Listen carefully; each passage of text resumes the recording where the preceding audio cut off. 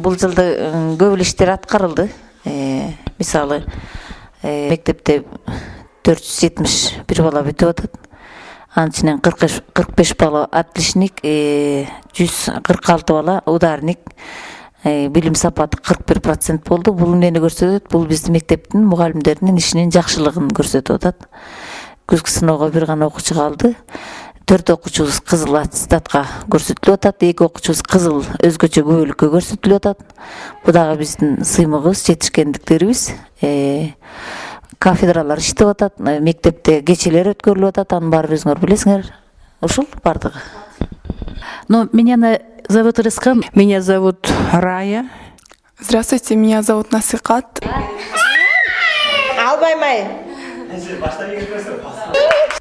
Здравствуйте, меня зовут Махаббат. Мое имя означает «любовь».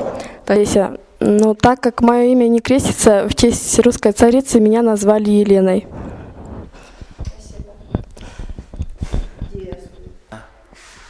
У вас происходит ремонт. Пожалуйста, объясни суть этого ремонта и за сколько лет это впервые ремонт совершается? Ну, по-моему, это за 100 лет, по-моему. Как только что школа открылась, это первый ремонт, по-моему. Именно в спортзале, да? Да, именно в спортзале. Ну, там еще крышу надо. Вот именно тебе, как министру спорта нашей школы, что бы ты хотел заметить именно в этом ремонте? Что тебе нравится, что тебе не нравится? Что бы ты хотел заметить? Ну, мое детство пошло с этим спортзалом. Ну, все нравится здесь мне. Все, у нас очень компактный спортзал. Вот мы ходим в японский кружок, и нам посещаем японский кружок. И эта песня нам понравилась, и мы выучили. 人間はどうしてこうも比べたがる一人一人違うその中で一番皆に語るそうそう僕らは世界に一つだけの花一人一人違う種を持つその花を咲かせることだけに一生懸命になればいい. Означает все люди на земле одинаковые, Разные, да, вот в характере? Все разные, но когда на одном уровне, все на одном уровне. Кеминская долина Кеминского района. Тут очень красивая природа, но сегодня мы хотим рассказать вам сегодня, как местность Чонкимина составляет более 300 жителей, и в дальнейшем мы продолжаем, чем эти жители занимаются. Дагы эмнени жакшы көрөсүң Шайлы? Өзүң эмнени жакшы көрөсүң жашоодо? Танамды.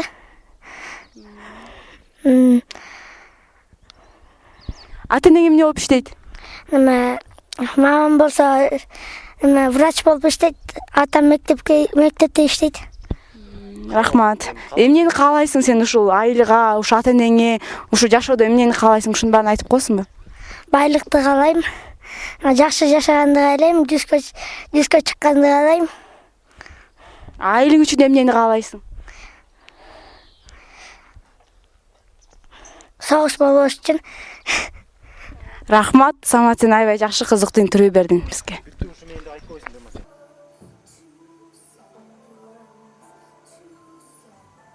Чонкиминской долины в основном занимается выращиванием картофеля, так как родители целыми днями трудятся на поле, дети стоят и ждут их внимания под палящим солнцем. Как бы хотелось, чтобы они игрались в детском саду с другими детьми. それなのに僕ら人間はどうしてこうも比べたがる一人一人違うその中で一番皆に語る Сосо бакулава секани ни хитоцу даке но хана хитори чигаосане омоцу сона хана осака селхото даке ни ишоу келмени налиба и уже ашылган садиңиз жөнүндө ой максатыңызды эмне ой пикириңизди айтып берсеңиз. Мен эми кыскача айтып кетейин десем, мен ушул мектепте 35 жылдан бери мугалим болуп иштейм, башталгыч класстын мугалими болуп. Ана ошол өзүмдүн опытым боюнча карап көрүп, ошо биздин Шабдан айылында балдары абдан ошо мектепке даярдыгы жок келишет. Сызык керек болсо сызыктан алышпайт, ручка карманды билбей келишет. Ошо абдан бир көйгөйлүү маселе болду мен үчүн. Башында мен ушу эне мектебин ачтым эле үйдө. Ушу могорки Батиевская школа Усенко, автором Усенко, ушу китеп боюнча иштеп, эне мектебин ачып, анан балдар үйгө батпаганга байланыштуу мектепке келип иштеп баштадык. Анан ошо оюма алдыма максат койдум эле, ушу Шабдан айылына бир бала бакча ачыш деген. Анан ошо биз жамаат болобуз, алты балалык жамааты, 9 эжейден турган жамаатпыз. Ошо биригип барыбыз тең ушу бала бакча ачалы деп ой пикирге келиштик да. Анан ошо проект жазып Парижге на оборудование деп ошо проект институту алып, буюрса проект келип баштап, анан ушу садикке аракет кылып атабыз. Анан ошо айыл өкмөттүн жардамы менен бизге мектептен ошо 4 классты бөлүп берди эле. Ошол 4 классты буюрса жабдып келатабыз. Эми мисалы үчүн морки бизге ушул турган жерибиз игровой менен учебный комнатабыз болуп эсептелет. Андан тышкары тиякта столовыйыбыз да бар, жатаканабыз да бар. Аяка барып да көрсөңүздөр болот. Анан кийин ательелер дагы мугалимдер да абдан ушул бала бакчанын ачылышын каалап атышат. Мисалы үчүн ательелер айыл жергесинде талашчылык жумуштарына барганда да балдарын кайга коюшту билишпейт. Ошондой эле балдар мектепке даярдыгы жок келишет. Мына быйыл биз биринчи выпуска кылып балдарды даярдап 26 баланы подготовительный группадан чыгардык. Алар буюрса биринчи класска даяр. Аны дагы сыртта сүрөткө тартып койдук.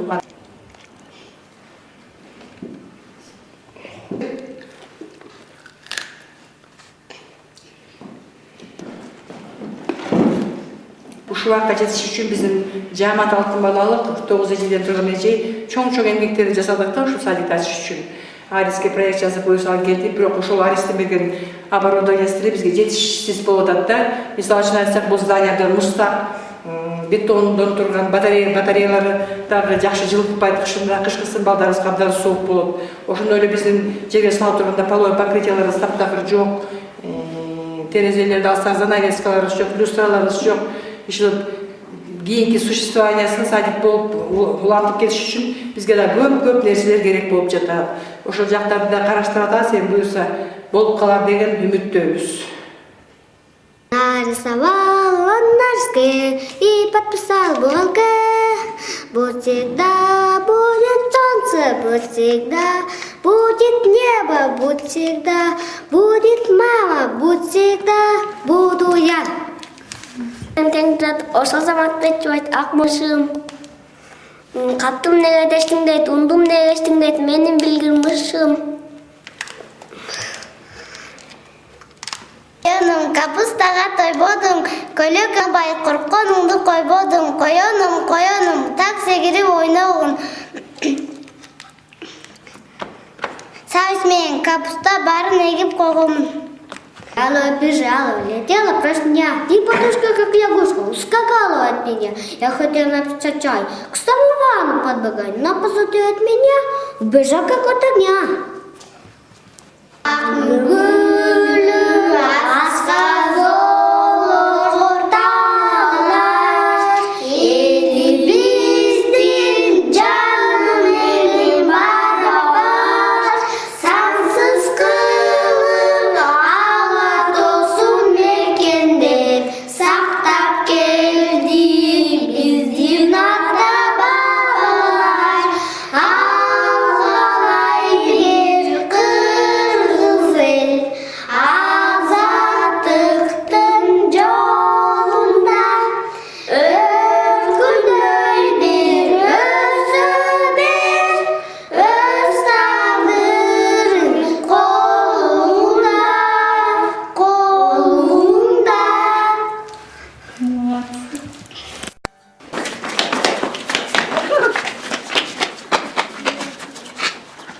Хорошо, что здесь открыли этот детский сад, потому что он помогает многим семьям устроить своих детей на время, пока они будут на работе.